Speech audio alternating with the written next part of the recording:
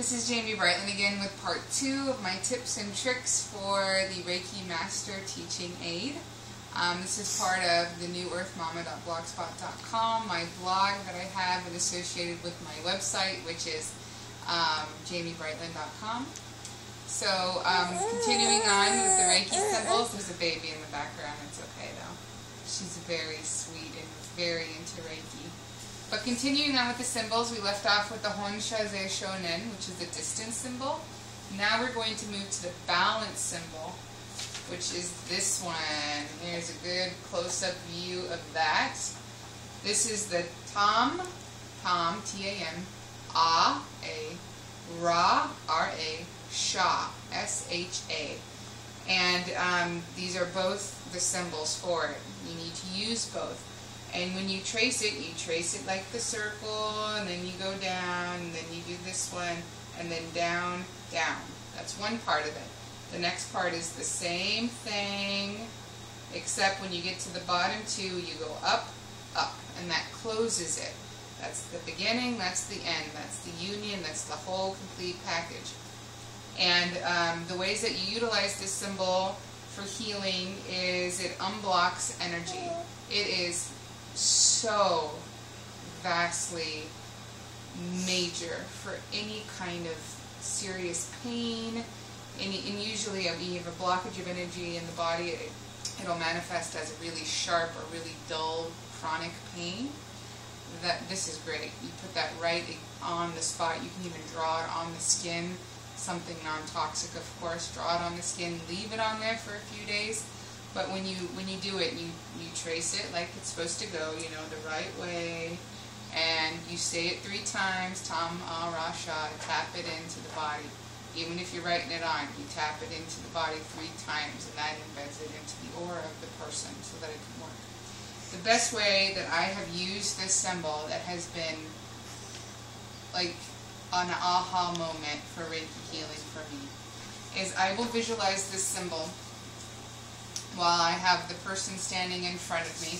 So here's my person, right, standing in front of me, and I will picture this person's mental, emotional, physical, spiritual bodies all kind of stuck together, you know, overlapping each other, and I will stand there and I will put the symbol, both symbols, over, but I will wait probably about a few seconds in between. So the first symbol, I'll say it 3 times, and then I'll wait a little bit while the person's sort of adjusting, and then I'll do the end part of the symbol, okay?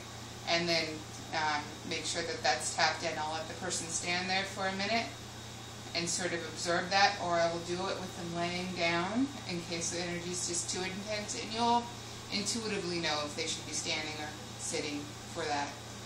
But it so helps align a person's bodies into one flowing union of bodies.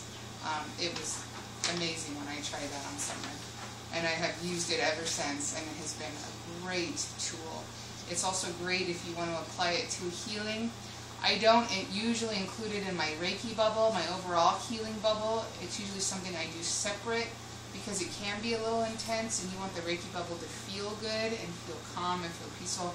And sometimes when you balance someone, especially if they're really out of balance, which most of us are right now, it can be a little too intense. So this is something I do by itself and before the Reiki bubble, because the Reiki bubble kind of will make everything feel all nice and better, and it's a nice way to end the session. But this is great. Great for flow, great for blocking pain, unblocking pain. Blocking pain, unblocking pain. Makes pain feel a lot better. Okay, so next symbol is the Raku. The only time I have ever used this symbol, Raku, is for initiations, and it's applied to the spine, right down the spine, just like this, at the end of a Reiki initiation, to embed the Reiki energy into the spine, the foundation of the person, so it becomes the person. And they are Reiki, and Reiki is them. That is what this is for. I am sure you can apply it to anything that has foundation value to it, like your home. Moving to a new home, you want to make the energy yours. This is a great symbol for applying to the floor, the foundation of anything, sort of embeds the surrounding structure and the energy of Reiki. That's a great idea. You can also plug all the other symbols into the corners of each house that you live in all the different corners. You just trace them all up there. Start with the chokore, end with the chokore. Great way to embed Reiki into your house. Another good thing you can do is if you're getting flooring done in your house or you're getting the walls painted, paint these. Paint this on the floor before you get stuff over it. Paint the other symbols, like the chokore. Paint the chokore on the walls before you paint over them. That embeds it into the structures of your house and will just fill your house with Reiki and have such positive light energy in your house. Great ways to incorporate it into your life. Also, this is a great symbol if you're starting a garden in your ground outside the foundation, the ground, the earth. Put this symbol into the ground. Trace it under the ground before you garden. Great connection to Mother Earth. Great energy for your garden.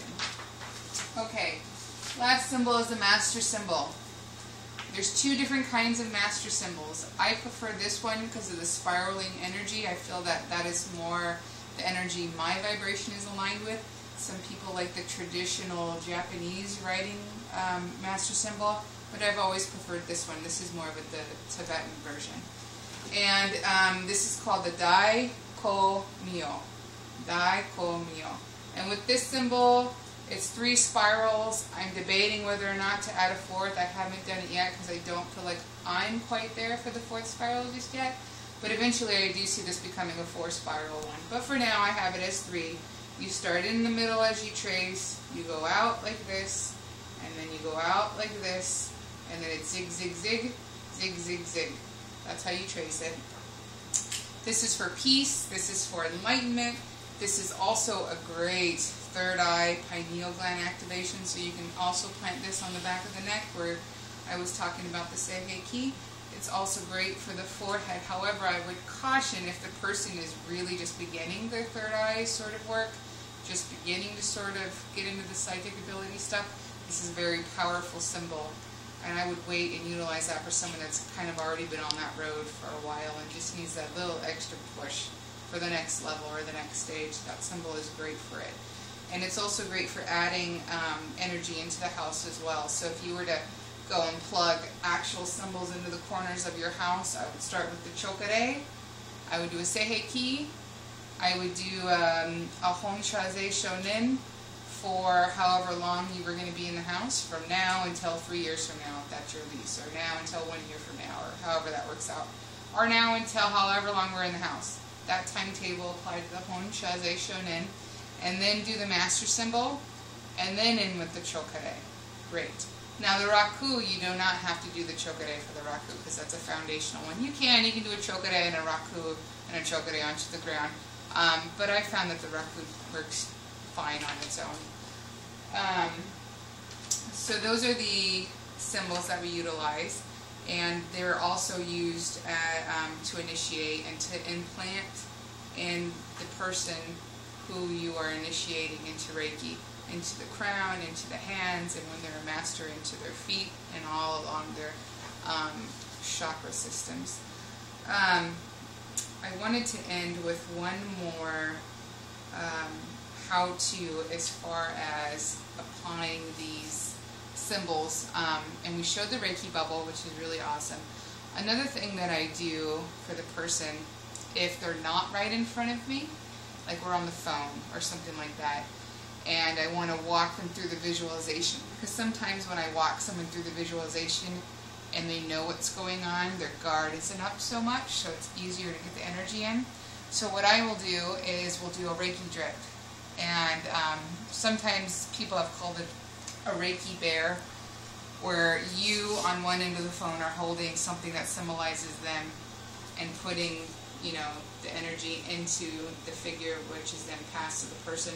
Or you can just visualize them while you're on the phone with them or Skyping them, however that works out, where there's distance between the two of you. And you can visualize the person, and you can visualize almost them like laying on like a dentist chair. and there's an IV going into their arm or into their aura of the Reiki bubble almost, and the energy goes in slowly rather than having them infused in it like the Reiki bubble. This way, the Reiki IV is a kind of a gentler way to get the energy to them if they're not really as open as some people. You know, some people are in different stages of their path. Some can take a whole lot of energy and just really absorb it. Some need a lot more time. So the Reiki IV visualization, or even with the bear, because the bear provides like that cushion, that barrier between them and the energy, is a good way to work with people who are just getting started with healing energy and don't really know a whole lot what's going on. You can't take a whole lot of big shifts real fast. And I have that written down in my manual too, for tips and tricks for the Reiki Masters teaching aid. So if anyone is interested in learning that, just contact me, jamiesmedstad@yahoo.com. You can go to my blog, newearthmama.blogspot.com, my website, jamiebrightland.com, and just kind of let me know if you have any questions, or if you yourself have done some wild things with Reiki or any type of healing energy and have utilized kind of your spin on how to do things and how to learn and how to teach and how to have fun with the energy. That would be great. I have actually used Reiki energy in a situation. I have 5 children, and we have been in public places where it's really hard to have 5 children in public places, like the movie theater in the middle of the movie when everybody's trying to watch it and they want to, you know, play and wrestle and throw popcorn and that kind of thing, where I have used especially the Seihei, which is the mental and emotional calmer kind of Reiki symbol than the rest of them, and have applied that onto them with their permission. I always work with their permission. I'll say, would you like a little Reiki right now?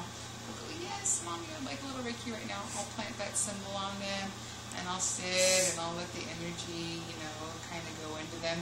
And you'll see, they'll be like hyper 1 minute, and then they'll just kind of be like this. And they usually pass out. It's a little parenting trick right there with the Reiki, and it works. So thank you for listening to my little spiel. I hope this helps with anyone who's learning Reiki, particularly those that are entering the mastership of Reiki and becoming masters and teachers themselves. Congratulations. I hope these videos help. Thank you.